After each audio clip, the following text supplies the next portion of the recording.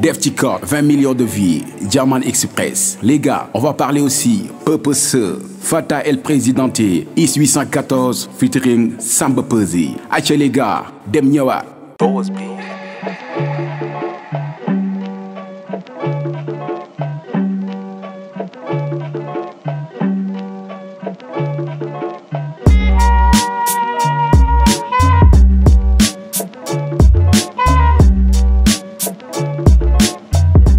J'espère que c'est la première fois l'histoire du rap galsen. Diamant Express, 20 millions de vies dans un an. Manam 20 millions de vies ci at muy Diamant Express. Mu nekk nag loo xamante ni fierté rap galsen la. Fierté musique sénégalaise la aussi fierté bawal la. Diamant gis nañu lu mu génn rek it la. Rawatina def ci code bokk na ci son yi nga xamante ni moo ëpp vie.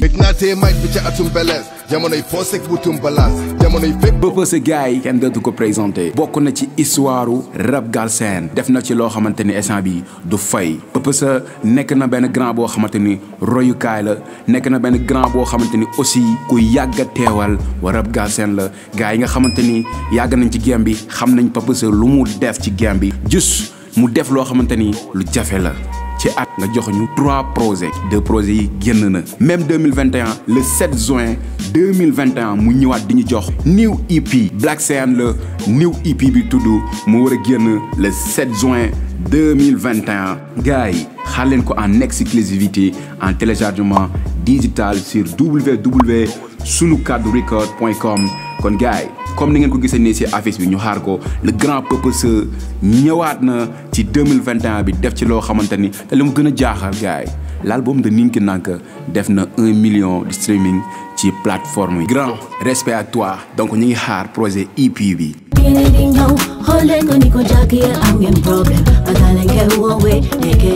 Fata El Presidente de retour mu nekk benn retour bu indi polémique comme d'hab da Fata bokk na ci grand yi nga xamante ni defe naa ne ñi nga xamante ni ay old school lañ xam nañ histoire Fata entre classante mu dem ba Fata moom bokk na ci ñi nga xamante ni tey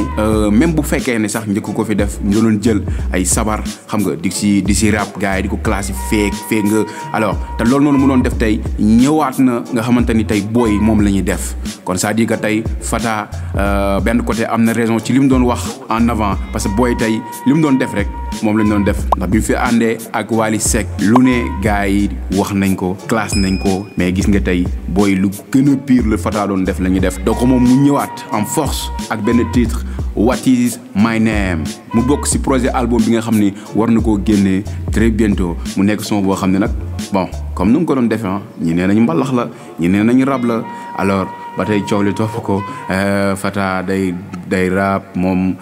Fata day mbalax mais moom on s'en fout lu mu fii la def donc le titre est déjà disponible beat bi nag prod par JS Production. JS il est de Risatol mu nekk benn jeune talent beatmaker boo xamante ni j'espère que en matière en matière de marimba donc composé donc avec des drums mélangés donc de n'importe type beat moom c'est le roi aussi n'importe type beat boo ko laaj mu jox la ko en tout cas JS tu fais partie des meilleurs beatmakers man maa ko wax et je répète tu fais partie des meilleurs des beatmakers affaire yi nekkul rek Dakar moom mi ngi Risatol donc di balancer ay protam fépp ci àdduna bi képp ku ko soxla képp koo xamante ni bëgg nga joob ak moom à travers via ci internet bi yaa ngi joob ak moom j'espère que link yu bëri ça se passe comme ça ak yeneen beatmaker yi mais respect à toi JS sama bro beat bi nice na donc gars yi xaar leen album Fata bi très bientôt di ngeen ko am te ngeen dem seetaan vidéo What is my name bi Fata mujjee génne.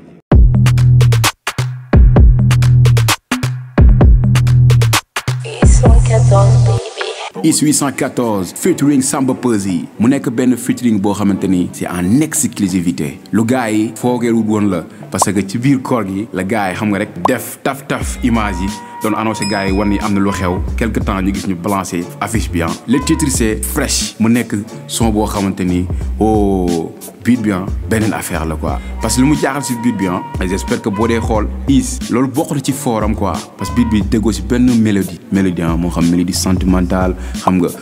mélodie bu xamante ni sadness wala leneen ak leneen drums yi ñoo lay faj juste yaa ngi ci sentir base ak ay variation yoo xamante ni day ñëw d'une partie lépp lu ngi si is comme ni ngeen ko déggee feccalu na xam nga da lay yëngal en plus ci beneen monde la lay yóbbu te is lu mu def nii moo nekk loo xamante ni mooy sa idée bopp su ko ni ko ci benn naan type bit nangam donc da nga ñëw indi ci loo xamante ni yow lii nii da lay leer ni yow yaa ko créé quoi yow yaa ñëw am sa inspiration bopp waaw nga xam ne lii yow yaa Samba su ngeen ñëwee tegu ci comme ni nga ko defee woon ci le but de Akhlou Brick nga ñëw def loolu man avant tout but bi beneen affaire la quoi instant bii nag is bokk na ci 4e tendance yi boobu ba tey ba mu si nekkee yàgg na ci 4e tendance bi yéegugul wàccul mais ndam la te wane ni carrément ni lu muy def neex na gars yi kon gars yi dama leen ngeen seetaan vidéo yi génnoon na le 13 mai 2021 mu nekk vidéo boo xamante ni franchement ci côté image aussi dafa nice parce que yaa ngi ciy gis tradition xam nga solo jël ko xam nga yaa ma gën a xam tengaane bi fii xam nga grand boubou bi yaa ngi ciy gis aussi tamit jump up xam nga soo kaana xam nga wesh